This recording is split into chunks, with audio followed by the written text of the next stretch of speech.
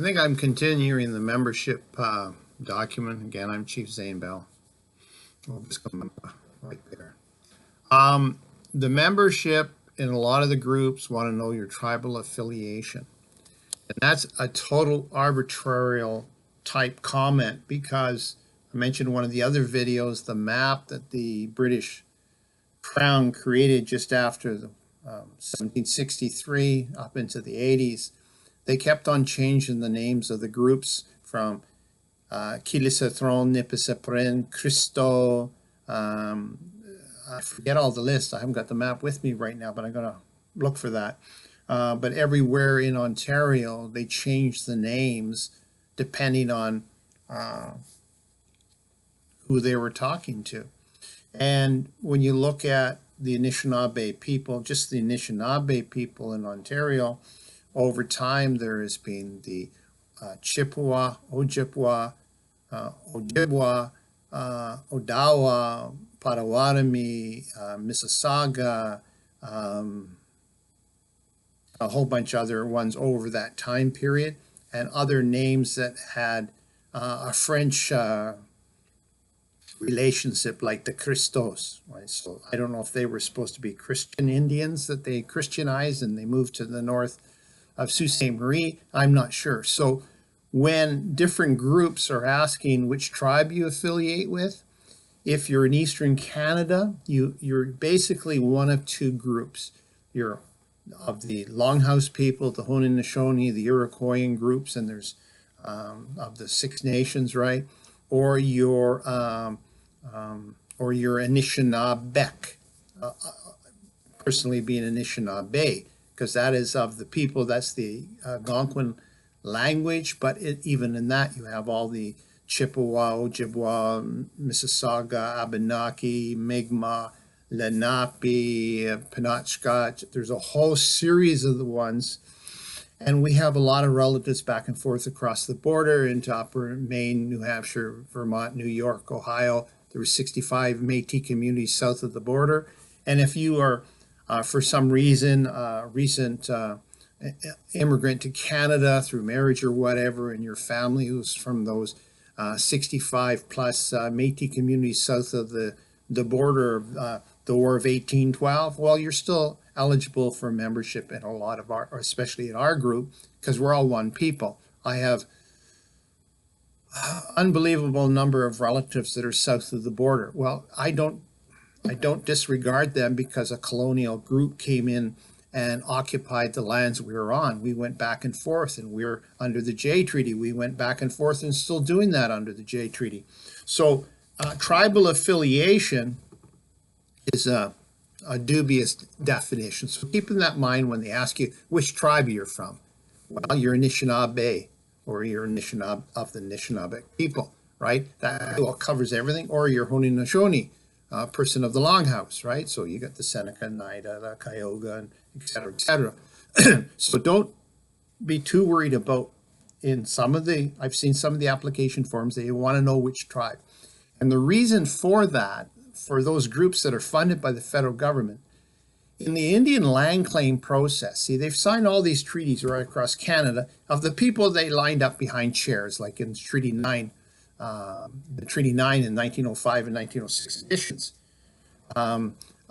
They just lined up people who you want to be chief, and then that chief signed these treaties, right? What they, in the Indian land claim, and I can't quote exactly, the process is that they want you to prove your geographical community, a Greco-Roman fence around a certain plot of land, to the exclusion of all other groups. So if you can't prove that you were like a little group on a lake in northern Ontario where the other groups around you that already signed treaty weren't ever in, then they would say, okay, well, you have a land claim. But if, say, another group was in that area, well, you're not to exclusion, so you don't have a traditional territory. And that's an arbitrary decision, and that was brought out pretty heavily in the Louis Riel trial, as they didn't own the land, they didn't have Greco-Roman fences, and that was part of the trial of Louis Riel, where Canada, I'll have to go historical reference, and you can understand what I'm trying to say. because they forget why they do things, the government. See, when some guys wanted to go get the furs and out of the Hudson Bay and get the furs that the French had a monopolization on, and they came into the Hudson Bay. They petitioned the King of England to get a charter to go and get furs. So that was the Hudson Bay Company. So the Hudson Bay Company had a huge area all the way down in Colorado, and even the fur traders through the Hudson Bay and the French fur trade went down even to Mexico to get the furs, because there were a lot of furs in the Rocky Mountains at that time. So the Hudson Bay had this big charter to set up forts, etc. You can look at the history on that. The important part is that in Canada, when they were concerned about the Americans coming into the prairies, they wanted to push the railroad out west. Well, you had the prairie provinces that weren't provinces at the time, Manitoba, Saskatchewan, Alberta. They had their colony in BC, and they were afraid of Americans going to move north. And Louis Riel actually was, in a sense, an American citizen at that time. So what happened, they had to push out west, so Canada realized they didn't have any authority, because Canada was also the Dominion of Canada, which was a corporation. It still is a corporation, but it was a corporation. So the Dominion of Canada had to do a corporate takeover or corporate acquisition. So they literally bought the territory of the Hudson Bay Company, and the Hudson Bay Company didn't own a territory. They only had the charter to go do the fur trade. And so they bought the land, and that's where the dispute was. When they went out west to start surveying for the railroad, they went through Louis Riel and other Métis groups' territory. So Canada never owns the land, so Canada can't really make the description of who and where we came from. So when they're looking in the land claims about your territory to the exclusion of everyone else. And I talked to the lawyers at Indian Affairs when we had that discussion way back, and I think that would be 2010. They said, well, where is your community? I said, it's from the East Coast to the West Coast. Well, no, you have to have a community. I said, I have over 1 million relatives. I need to build a city like the city of Toronto to keep my relatives to have a community. We were the fur traders. Even in my records, one of my great-grandfathers got in the records, he's a Métis Coeur de Bois voyageur, right? We went where the furs were, we went where the jobs were. We didn't specifically stay in a little cluster like Quebec City. We went out into the woods, and that's where our community is. So we don't have a Greco-Roman. We're like the Romano-Gypsies of Europe. The land is our land.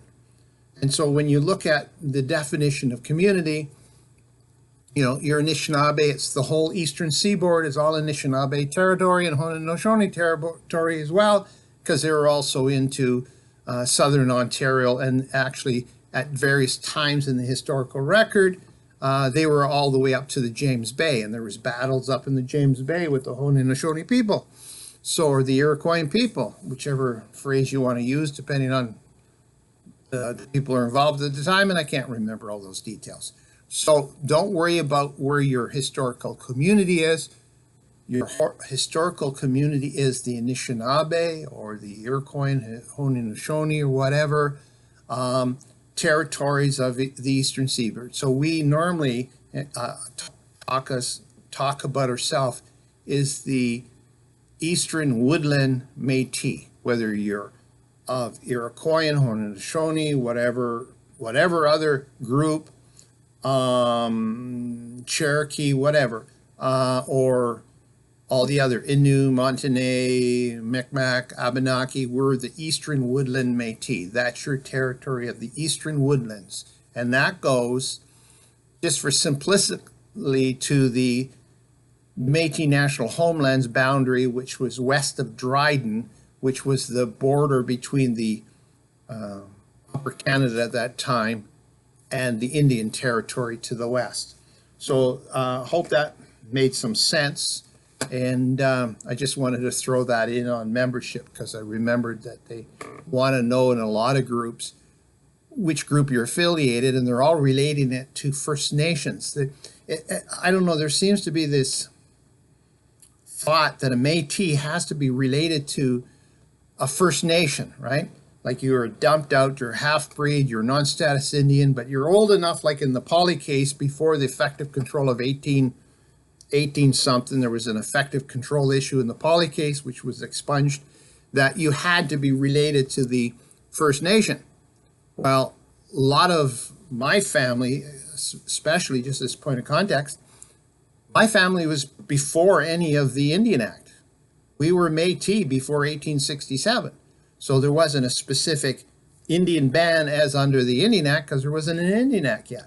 So when these groups that happen to be little family groups or happen to be in the different areas of the current reserves, they became a First Nation, and everybody else who was of mixed blood from the female lines were excluded from those communities. And I'll give an example. When Chief Littleshell was in Canada at Louis Riel, when they came afterwards, he came with his community to meet the Indian agent to get a reservation, become under the Indian Act at that time. The Indian agent says, well, half of your people are mixed breed, they're not eligible.